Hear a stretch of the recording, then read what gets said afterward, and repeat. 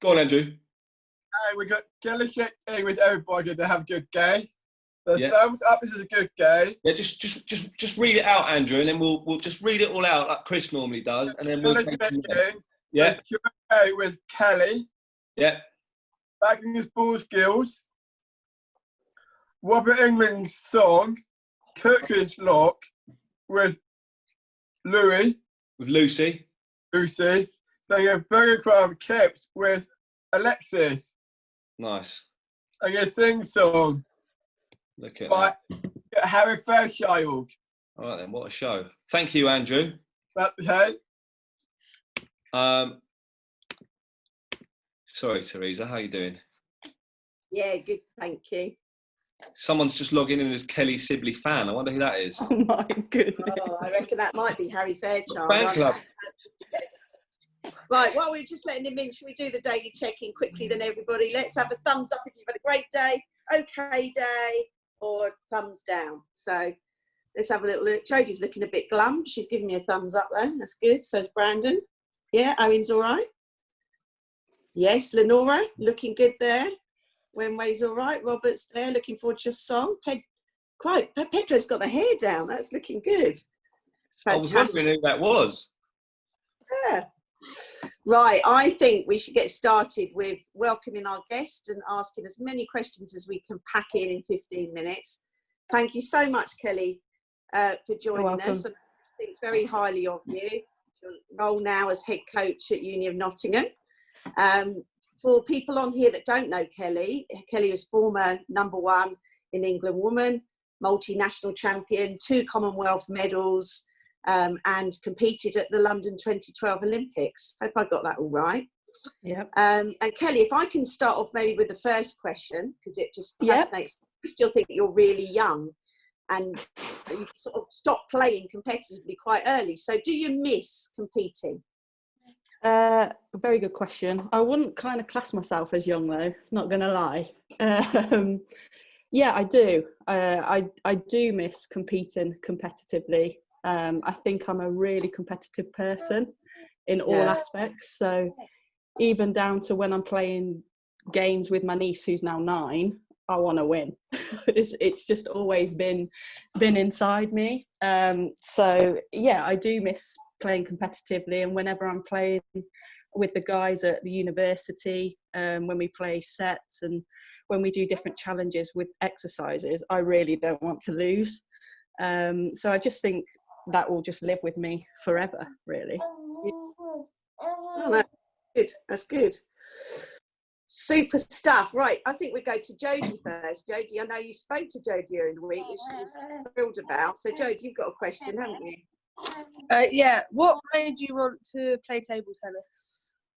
So I first got into table tennis when I was 8 years old, because my mum used to play. So my mum used to play for county down in Warwickshire.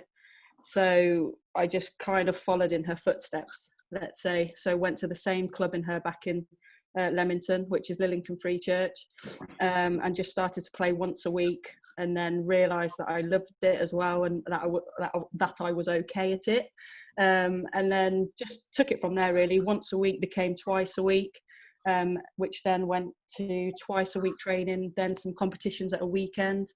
And then I got selected for county, which I was really pleased with, and so was my mum. And yeah, just went from there, really. Then I just started to play more tournaments, and then I was really lucky to get spotted by one of the England coaches at a competition, which then invited me to live at the National Centre, which was in Nottingham at the time. So when I was 13, I moved away from home to live at the National Centre, which was a very big decision. But it was just something that I had to do if I wanted to fulfil my dreams in playing professional table tennis. So it's all down to my mum, really. It always is, Kelly. Yeah, it is. Yes. Yes, Josh, isn't it? Yeah, I suppose so. Well, that's brilliant. Good question, Jade. Right, Chris O, should we come to you? Because I know you'd love to ask a question. Chris O is Daily Show is My Family today is his title. I love that, Chris. Chris, what do you want to ask? Whoa. Kelly, I don't think you really remember me. I'm Chris. Of course, Chris. Of course I remember you. Because I don't think you've seen my film yet, but just a quick phrase. When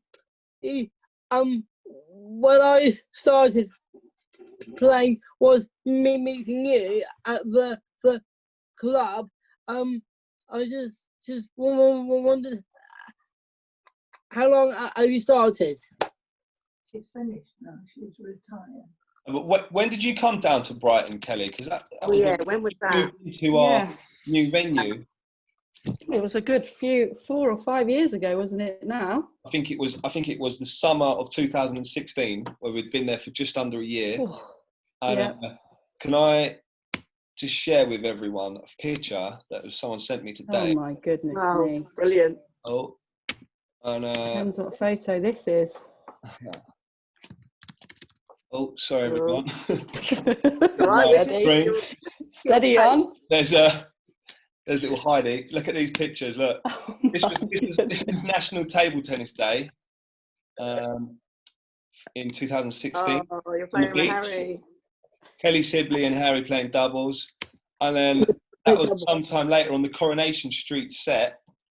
Oh my gosh, one of the best days of my life there, going to visit Coronation Street. I think Harry liked that too. But no, that was a good day. That was a good day when you came down to Brighton and the sun was shining. I think it had been raining for a few months, and then it was a nice day. Everyone was on the beach. And you came to the club for the evening, and I think Jack and Josh were there, so Teresa was there as well before. Yeah, we were all a lot younger. But Kelly Whitney on Mega Table. Yes. Yeah. There's there's quite a lot of people on here that will know Kelly from going to Grantham and Cook and Deaton. So I don't know. Yeah, I just we've had lots of great times up there. So thank you, Kelly. No problem. Good times. Thank you. Thanks, Chris. That was a good question. Jodie, sorry, Owen. I know you want to ask a question, don't you? Can we unmute Owen, please, Tim? Yeah, I was wondering, so what would you say is your greatest ever achievement? Good question. Good question. I probably have two. I know that's probably not narrowing it down to just one, but the first one would have to be when I won my first senior women national title.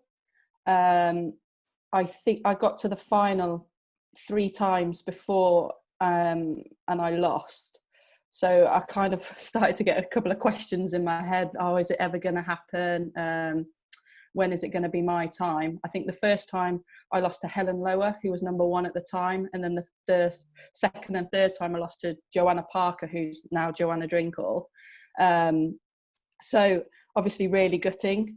And everybody wants to be national champion of their country. So then when I finally got to win a senior national title, it was just one of those amazing moments that I will never forget, actually. And the funny thing is that after I won that, I wanted to go celebrate with my mum and my dad out for a meal, because it was hosted at Sheffield in Ponds Forge then. But I got selected for drug testing, so I had to wait.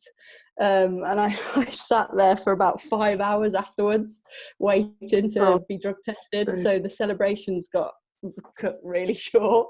But yeah, it was just one of the amazing moments of my career. And the second one would be winning my first bronze medal at the Glasgow 2014 Commonwealth Games, because the 2 games before that we lost in the bronze medal playoff in the team event, and I actually lost the final match in that team event. So the match was 2-2, so I had to go on both times to play the last match, and both times I lost 3-2 in the final match. So to say that it was gutting and heartbreaking at the same time, honestly, it was one of the lowest moments of my career. So to come back stronger and to win a bronze medal with Danny Reid in the mixed doubles in Glasgow was just amazing. That's brilliant. Thanks, Kelly. That's great. Georgie's on, Tim, and I know Georgie, one of our young players, is keen to ask a question. There you go, Georgie. If you accept, yeah, there you go. would you say when you're playing competition that like how you play and how well you play differs from the first game to the last? Good question. I used to because it used to take me a long time to get into the match itself. So I went through a stage where I would, let's use the term like start slow, for example. So I would probably find myself 4 or 5 points down. But I kind of tried to change my approach in training. So I used to, towards the end of my career, which really helped me, I started to use challenges in my practice. So I do this quite a lot in Nottingham now because I think it works really well. I know Josh really likes it. Not really. Doing the counting stuff. So for example, if I was to set an exercise, let's just keep it simple, 2-2, you have to win 11 points. And I time the exercise basically to see how long it takes you to get to 11 points. And I think having that competitive mindset in training, it really helped me when I went straight into matches. I found myself that I would start a lot quicker because I had that match practice, the mindset in my practice sessions. Does that make sense? Yeah. That's good. Good question, Georgie. And I think, Tim, we better go to Kelly Sibley's biggest fan there. I think Harry Fairchild wouldn't forgive me. I didn't let him ask a question. I've also got memories of Robert English singing at Cooking Beans. Oh my gosh, yes, in the Yeah, cafe. Robert's here. Harry, Kelly Sibley fan, sorry. Yeah, that's me around. Hi, Jenny. Hi, Harry. How are you? Hey, long time no see. How you doing, darling? I'm very well, thank you. How are you? Good. So I got a question for you. I've been in my room and I've been on my laptop. I've been watching you play with Teaching Hall. But will you tell me who won? Depends which match you watched, Harry. Depends which time. There's been a few. Yeah. Oh. In the early days, it would be me, but in the latter, Tintin's a bit too quick for me, really. Nowadays. Does she Chinese by a pinhole? She is. Yeah, she is. Yeah. So short pimples. Yeah. Oh, tricky. How many medals did you win every point that you did? How many medals have you won? ever? More than you, Harry. More than you. You've lost count, Harry. Yeah, I must go and count them, Harry, and then I'll let you know. Oh. I don't know. Lucas has just messaged me. Anyway. Can Lucas ask a question, Tim? All right, where is he? Mr. Bradbury at the top. There we go. There he is. We'll come to you next, Robert. Lucas, what are you going to ask? What's your best shot in table tennis? I would have to say forehand topspin. How would you make your forehand topspin more consistent? Because I struggle with making it consistent. What do you struggle with? Just because you need to lift it up. You need to lift when you're top spinning because it's hard to make it consistent. Because when someone's blocking, they were likely to get it back. For example, when I play like someone called Jamar in the club, he always blocks my top spin, and it's really hard to like. I try to move off, and it's really hard to get to lift up again. Okay, so you want to make sure that you have a really good body position, so you're not too tall, yeah, and that your stroke is also not too long. So keep your stroke nice and short. So then when you contact the ball, you get this nice little brush action, yeah. So here, look, can you see? If I go like this, it's really long, and there's not a lot of action here. But if you can relax and come over the shot, keep it short there. You can accelerate and then you can generate more spin. So then that will also help with your recovery. Nice. Okay. And what strategies that you can suggest that can help you stay calm during playing match tournaments? Good question. So always focus on 1 point at a time. Don't think about the point that's just gone because you can't change it. It is what it is. But also try not to think too far ahead of you, because again, it's the future. You can't really change it. But what you can do is you can just focus on the next point, but also take your time. Thank you. Okay. Great questions, Lucas. Great questions. Quick fire that was, wasn't it? Mr. English. How are we, Robert? Are you okay? Yeah, I'm missing you all. Oh. And my question is, when you're, I'm trying to do some practice at home. Mm-hmm. My sports staff have put up a table tennis table in our living room. Excellent. And I'm doing backhand, forehand, freestyle, and I'm moving around. I'm going to try and do some practice tomorrow because I've got a bit of a health condition at the moment. It's been quite painful to do some practice. My question is, I'm doing backhand, forehand, freestyle, and I really kind of feel that I should be doing something else, but I can only do so much on my own. My question is, what else can I do apart from doing the same thing? You can practice your serves. I think that's a perfect thing that you can do when you're on your own, and also that's a perfect exercise to do when also you haven't got a table. I know that sounds a little bit strange, but you can practice. For example, you can set some cups up on your carpet. We've got a table. I might put some cups on.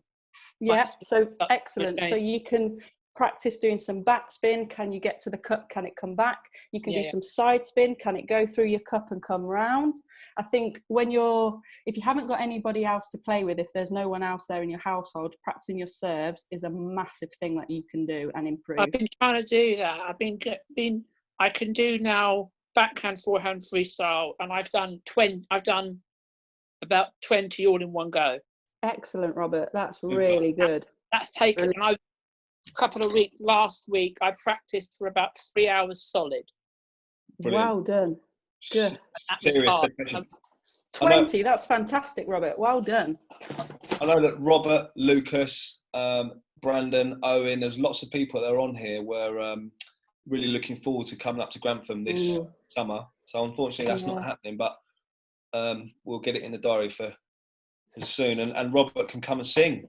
Absolutely. I was looking forward to the 20th anniversary, the Thursday night karaoke.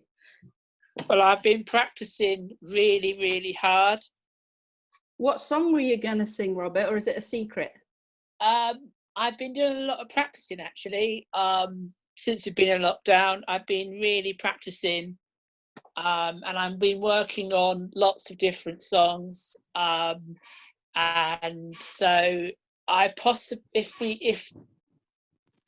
when I come next time, I'll sing something special. Nice. Really looking forward to it. It's not going to be in English. Well, that's all I'm going to say. Robert's actually singing on the show, and if we could switch it around with the bat and ball skills. So I was thinking that. Yeah, should we do it now? We'll do a song after. Yeah, I'd love to hear it. Robert, we'll come back to you just in a second. I think Fran's got one more question, and if anyone else got a question. Good evening, first of all, everyone. Good evening. Have you been to the Special Olympics? No, I haven't, unfortunately. Oh. Yeah. You played in those, Fran? What was that? Did you play in those? Yeah, I did. With Grace. How did you get on? I've got a trophy over there for Beryl Jarvis. Well done, you. Thank you. That's brilliant, did you have a lovely time? I did, yeah. Good. Where was it? It was in Sheffield. At the English Institute of Sport, or was it at Ponds Forge? I can't remember. Harry went with me. I don't think you did either. Is that where you went to live as a 13-year-old, Kelly? Is that where the National Training Centre was? The National Centre when I was 13 was in Nottingham, but then it got moved up to Sheffield just before the Olympics. So I spent 3 to 4 years in Nottingham, and then I spent 5 years, up in Sheffield training at the EIS before the London 2012 Olympics. Amazing experience. Yeah. Amazing. Yeah. Brilliant. Thank you, Kelly. I know because we said about 15, 20 minutes. Don't know keep you too long because you've got your little one. It's tea time, I know.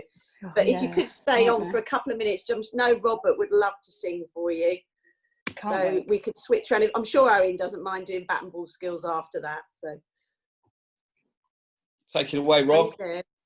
Take it away.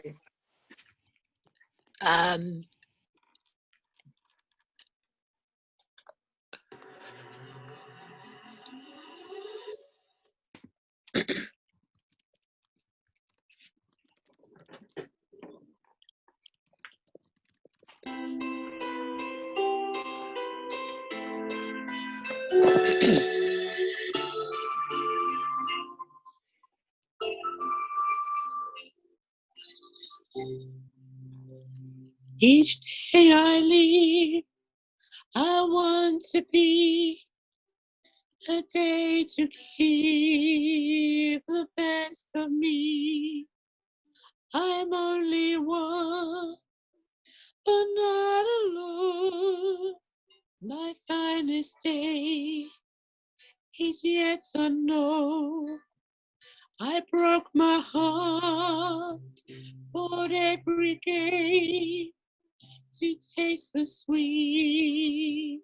I face the pain.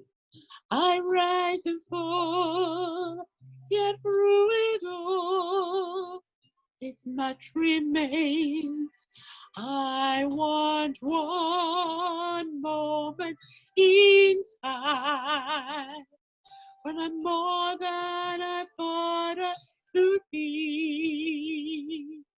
When all of my dreams are a heartbeat away, and the answers are all up to me. Give me one moment in time when I'm racing with destiny. When one moment of time I will feel eternity.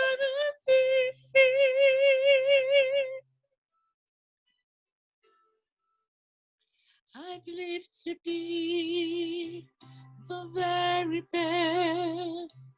I want it all, no time for less. Moments of time I will be free. I will be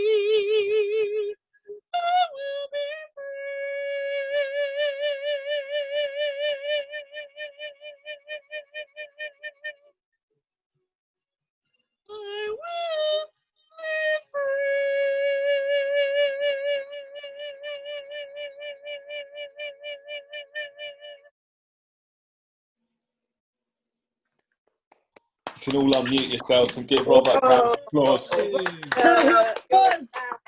Takes me back, Robert. Takes me back to the. Well done, Robert. Takes me back to Grantham, Robert. Oh, thank you, Excellent. Kelly, for staying on. No That was problem. amazing. Got to go. My I'll see pleasure. you soon. And Well done, Robert. Bye-bye. I'll hopefully see you soon. You will do indeed. Take care, everybody. Thank you, Thank you for having me. Thank you, Kelly. Coming on. The first one. Let me cancel the spotlight so we can see everyone. Yeah, I'm going to have a little look. Oh, Serena's having a good go. If anyone can do more than, well, I can't do more than one hit on each ball. Yeah. Helen, I love your. Have you got a poncho thing round your neck? It looks lovely. Is it one of those boas? Yeah, you have got a feather boa. I thought it was. That's looking really good. Yes, Alexis, your skills are improving. Tigger's having a go. Yeah, Tim's struggling a bit. Oh, Owen, you've set us a challenge today. Oh, yeah, you've got Josh doing it. Pippa's lost hers under the kitchen cabinet. That's really hot. Yes, Anna, you're good with one. Get that second one in, Brooksy. No, Brooksy, you're not meant to be catching it. It's meant to be both on the back. Oh. Wenway's looking on, thinking, what on earth are we doing? I love it. 4, he reckons 4. Yeah, 4. It's hard, isn't it, Wenway? Who got up to? Was it Hairspray, Tim, or were you pulling our leg? No, it was Hairspray. Any musicals? I was Blues Brothers, Alexis. Oh, Tim put He Hairspray. gave us Hairspray, which is like one of the hardest ones to do. I thought it was Hairspray. Well, yeah, I like he made it broader. Sandy's fancy dress is great. I know. Brilliant. I love it. Sandy's from Greece, I think. Brilliant. Can you name Elvis. screen sharing, Tim? Of course, yeah. Thank you, Tim. There you go. Okay. Kelly was brilliant. Thanks, Teresa. Oh, wasn't she lovely? Yeah, really, really good. Okay. Okay. Hang on. Here we go. Right. Well, this week's photo competition is black and white. So I'd like anyone who wants to take a black and white photo. You can wear something black and white. You can photograph an object that is black and white. There's a lot in here. Yeah, it's quite wordy. Sorry about this. This week's top tips on black and white photography. For me, black and white photographs show us something more clearly than a colour photograph can. Textures and hues are enhanced, made stronger. For example, a blue sky with clouds, which is beautiful in itself, when viewed in black and white, is made less confusing and even more beautiful. A portrait of a person in black and white can have far more impact as you concentrate more on the sitter's face rather than colours involved. Think about what happens to colour when converted to black and white. For example, a red chair will come out as grey. You can create a shot that shows us the range from the darkest black to the whitest white with all the tones in between, or simply a shot that conveys just black and white without the mid-range tones. In other words, just pure black, pure white. So just to check that, so if you're taking a photo that's got a lot of colour, you're going to get all the range. But if you're just doing something that's monochrome like a piano, you just get black and white. Yeah, right. Yeah. Important aspects to consider in black and white are shadow, contrast, tones, texture, and composition. Light is important in black and white. If it's dark, it can enhance the feeling of darkness. Using light can add to the drama. If you're using a phone, shoot in colour, go to edit and choose silvertone or noir. You can play with the exposure, brilliance, contrast, and black point to get the effect you need. Obviously, any questions, please don't hesitate to ask. Does that make sense so far? Do you play with those exposure, brilliance, contrast before or after you take the photo? After. I see. Yeah. Okay. Yeah. So when we were talking earlier, what you recommend is take loads of shots, and then when you get back home, have a good look, isn't it? And play around and edit. Just and think, would this work in black and white? I mean, that's the main thing, or does it work better in colour? But this project is particularly, this competition this week is to sort of concentrate in black and white and to think in black and white. I know that's really hard because we live in a colour world, but I wonder how that would come out in black and white, if that's possible. So this is a lockdown project that we touched on before, that Nikki and I have been working on. And here we have, this is a brown table, a black wand and a black skull. There's one of Nikki's ex-boyfriends, so I have to keep on the good side of her. If the brown was in there, it would take away from the sort of impact of the photo. And obviously also this project is quite dark anyway, so the black and white enhances that. So if people can think about what would enhance a colour photograph in black and white, if that makes sense. There's no, this is natural light, isn't it? Just from the window. Yeah, this is natural light, just from the window. What colour is the skull? Black. Black. So you've got the highlights on there. So look about where the light is hitting as well. So, if you have, if that was purely just a black object, you wouldn't be able to see anything. So have a look and see, I wonder if there's some highlights in there, to one side of the face, like Jessie's photographs that won on Wednesday. Sorry, Teresa. They were lit from one side, so or from underneath, so you accentuated the black and the white. This one's obviously one of Nikki in the garden with one of her creations, her sculptures in the background, and in colour this would be very confusing and not. It's flowers. It's green. It's red, black. Yeah. So with this shot, you've obviously got the concentration on Nikki and Nikki's face, and then the sort of spooky aspect of the sculpture sort of appearing out of the light. So, you know, you can see what you can do there. I mean, it looked good in color, but in black and white, it's so much stronger. You know, it has this effect that sort of pings out at you, whereas before it was very busy. And this is in sunlight. Yeah, and this is in sunlight as well, yeah. And this one is 2 shots that I took in the doorway, just walking back in. It's a black door, black front door. Yeah, so the black front door to one side, and Nikki sort of beckoning me in, and this is purely almost pure black, pure white with, you know, some grey tone on the face. So very little tonal range on this. So, you know, you can think about if this would work just in black, just in white, with very little other greys involved. This is Milo the cat on the table with flash. So it's totally bleached out. Milo has a white ruff around his neck anyway, but you can see what's happened here. The flash has completely rendered pure black, pure white with nothing in between, and it's made his eyes go spooky, which is obviously suits the project completely. And again, you can think about using flash. So, and that what tends to do is make the blacks blacker or the whites whiter, and renders the midtones, the greys, almost absent. And this was done in the daytime? Yeah, this was done in the daytime. So, you know, you use the flash on your phone and see if you can get some effects as well. This is Nikki walking down the path, and here you have obviously quite late in the day. And without the use of black and white, it wouldn't be spooky. It wouldn't have that sort of ethereal effect. You know, the sky with the band across, the wand held high, the path stretching away with the highlights on. Again, it's what I'm trying to stress is how to think in sort of, you know, how would that photo look in black and white? Would it be better? Is that how you think when you look at a shot? Do you think in black and white? I think I do now, actually, yeah. Which is crazy because we live in a colour world. But, you know, but the old adage goes, doesn't it, you know, show me the truth in black and white. And yet we live in a colour world. But I don't want to get, you know, too into that subject. This is to do with handology. And this is obviously showing, again, a pure white and a pure black. Now, this is backlit. And this is the sections of the hand. Yeah. And how you can sort of sum up and it's show. It's really simple. It's a black marker pen on my hand, and then I put my hand in front of the light. Yeah. Yeah. So it doesn't have to be complicated. It can be very simple if you get my meaning for this week's theme.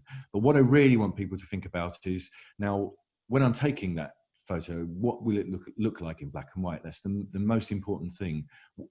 And this is one of Nikki's sculptures, another of her sculptures. This is of a raven that she made. And this is again on a brown table, but this is just pure black and pure white with the highlights, and it totally accentuates the shape and the form, almost like a sort of silhouette, but you've got the detail in there from the light coming in from the side. And that's literally just against the white wall. Yeah, and that's just a white wall in daylight, yeah. So it doesn't have to be complicated, but what I would like people to remember is all the stuff that we've done up till now. It's very hard taking myself seriously now, looking at my my bow in my hair. But it's you know, using angles, using lighting, using effects, but using daylight or whatever light you can get hold of, using, you know, movement or blur if you want to, and have fun. And that's the main thing, yeah, to have fun and come up with a really strong image in black and white if you can. I've never done that before. I've never taken pictures in black and white. I remember probably being about, I don't know, 5 years old, and my cousin who actually lived by Preston Park Station, him and his dad used to do black and white photography, like develop it in their basement. But I was so young, I don't really remember.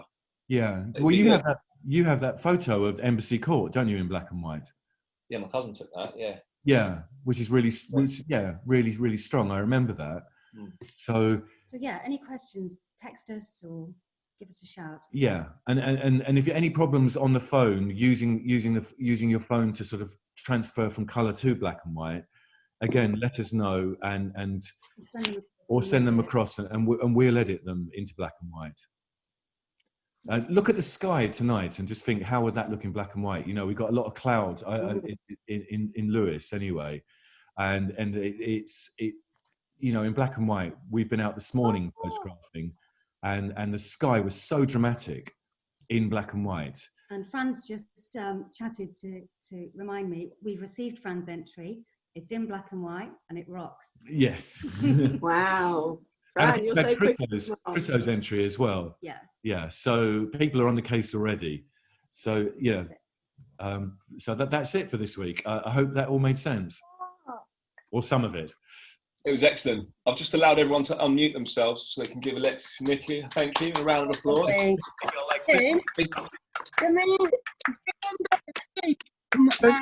Alexis. So sorry, I couldn't hear those questions. Fran, do you have a question? Yeah, do you remember Steve from Crew, one of the people, one of the referees? Steve from who? Crew. Do you remember when we went to Crew? Yeah. Steve, what, he came with us? Yeah, supported us. Did we ask him on a show? I don't know who it's Steve. Yeah, he was, he did Disability England as well. Oh yeah, Steve McFadden. That's it. We had asked him to come on the show. Well, we could do an interview with him. Yeah, he does some quite interesting stuff. I think don't know where he works now, but yeah, good idea, Fran. I thought you were going to say that he was a renowned black and white photographer. Cheers, Fran. Thank you, Alexis and Nikki. So Wednesday, 2:00. Is that the deadline? Black and white photos to Alexis and Nikki, or Nikki's WhatsApp is the best. Thank you. Right, Lucy's got her hand up. I wanted to say, my brother does black and white from his phone because you can change the colour on the phone. But he also, because he does video in an animation on his phone, but he does videos. And what he did for me, because he did a whole photo, because he knows I love photos, especially when I'm on holiday of different, different sceneries and different people who I go with, and my family. And he did a whole thing. Some of it was he did a whole page in black and white, like the airplane going off in black and white. Excellent. Brilliant. So Serena's asked a question. Would you prefer photos taken like this week, or will you accept things from the past? Right, that's a good question. I don't mind, but at the same time, I would like photos taken this week if possible. I know that's hard, and some people are busy, and some people haven't got the time to do so. But it would be good to have something fresh, if possible. But I totally understand if that's not the case. Absolutely fine. Yeah. So both. But yeah. All right then. Tonks, you got a question?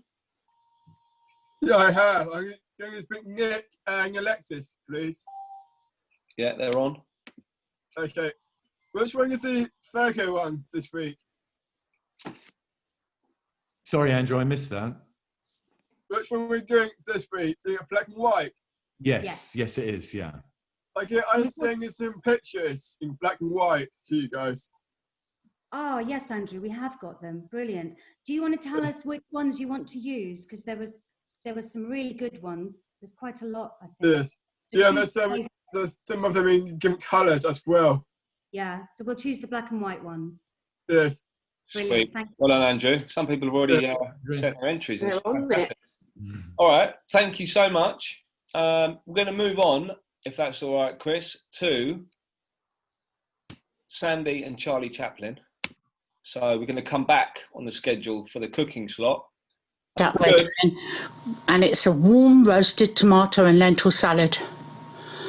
But first of all, you have to wash your hands, especially in the COVID time.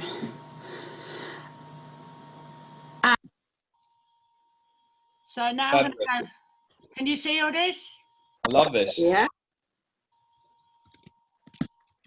We're going to check our ingredients. First things first, aubergine, yes. Nice healthy aubergine. So it comes in a package and you take it. And now we're looking for the red wine vinegar. Yep. And if you search around in that bag, which is also from HelloFresh, a delivery, you can see vegetable stock and then honey. Yep. And all in packages, nice packages. And here's ready done lentils.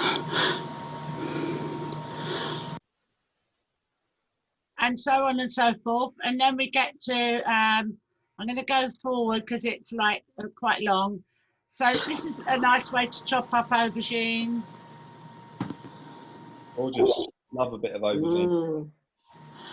So what? And once you've done that with both of the aubergines, I'll tell you the next stage. So make sure when you're cutting that you're using a reasonably sharp knife, but don't cut yourself. And as I said, if you do it on a chopping board, it's much easier. So once you've cut them long ways, what you have to do is you're going to have to turn them sideways because they have to be chopped into 2 centimetre cubes. Okay, so we've done the aubergines, we chopped the tomatoes, and then we put the aubergines and the tomatoes in a baking tray. And then we turn the oven on. And now Soft and charred.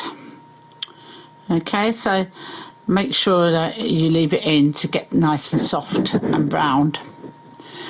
Meanwhile, you get another baking tray and get that ready because you're going to now have the ciabatta and you have to prepare it. And in the recipe it says just put into 2 centimetre squares. Well, we're going to slice it into 2 centimetre squares because it's a lot easier. Pepper and turmeric, when they're mixed together, are supposed to be very, very healthy. Just a warm roasted tomato and lentil salad. So pop that in the oven and leave it in for 8 to 10 minutes. And that's time. Good ingredient. For shallot. Yeah. We've got some growing in our garden. Yeah, that's a shallot, which we planted some. So you cut your shallots and garlic up together. And this will be on to make them softer. 2 parts of it. So you can cook with them. Otherwise, if you don't soak the lentils, they'll be like bullets. So this is a packet of lentils.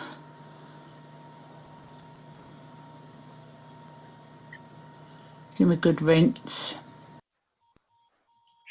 So you just rinse them and then you prepare the onions and garlic, and it gives a lovely smell, of course. And then also make sure you use the chopping board to chop them up with. Chopped up. And then again, you put those into the onion and garlic, and then you the put lentils into the frying pan mix. And then once you've done that, you leave that to cook, and then you go on to making your dressings. So what Lucy's done is she's put the dressing, which is honey and wine vinegar, and mixed it all. And instead of using a big bowl, we used a saucepan because we couldn't fit it all in. So she's putting that all in there once it's all cooked, of course. Really nice. And then she takes the ciabattas out. The ciabattas were put in the oven too. And no, she takes the aubergines out, mixes that up with it. And then eventually she takes the croutons out. And then at this stage you can put your lettuce in if you want to, or you can wait. But it'd be better if you put your lettuce in now, your greenery, so that you can put the croutons on top. So then once you've done all that, you start laying your dishes out. And then we have the last crucial stage, clearing up, of course, clean the wet surface. You can get feta cheese from the supermarket. But as I said, we've been getting our supply from Hello Fresh online, which is a very good company. And it divides up all the ingredients. So most of the ingredients that you want for one dish is in one bag, unless it needs to be frozen. And all I can say is that what you should do is enjoy this delicious food of lentil and tomato salad. And if you're vegan, and feel the goodness seeping through you as you eat it with all your hard work you have done. And it looks wonderful, I must say. Very colourful, with the croutons and the feta and the lentils in the background with the greenery and tomatoes.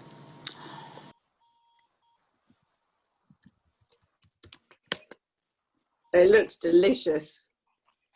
It's lovely. It really And is. healthy. We can send the recipes to Tim and Teresa. So Well, I'll put the recipe. I'll put the links online again, and I'll have to edit it so it's half and half. But I hope it doesn't affect the table tennis YouTube ones. But we can send a physical a copy. You know, the copy. You show that up. Yeah, we can send you Yeah, a reading copy as well if you can't read follow it by video. Yeah, that looks really nice. Well done, Lucy. Yeah, well done, Lucy. Delicious. Beautiful. You said Tim. You said your mum. You did it for your mum's birthday. Yeah, No. We all loved it. My mum did too. Thank you. Pedro said, Tim. well done, Oh, Lucy. sorry. Digna, delicious and very healthy. Anna, delicious. Thanks for sharing. Hair Bear Bunch. That's Nick and Alexis. Yum. That looked amazing, Lucy. Yeah, inspired us. Writing as well. Good cook. Tim, Harry just texted me he's had to go, so we.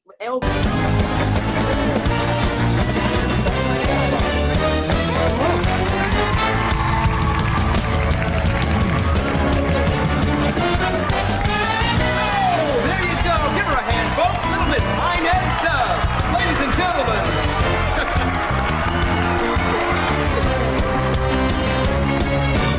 You can't stop the river as it rushes to the sea. You can try to stop the hands of time, but you know it just can't be.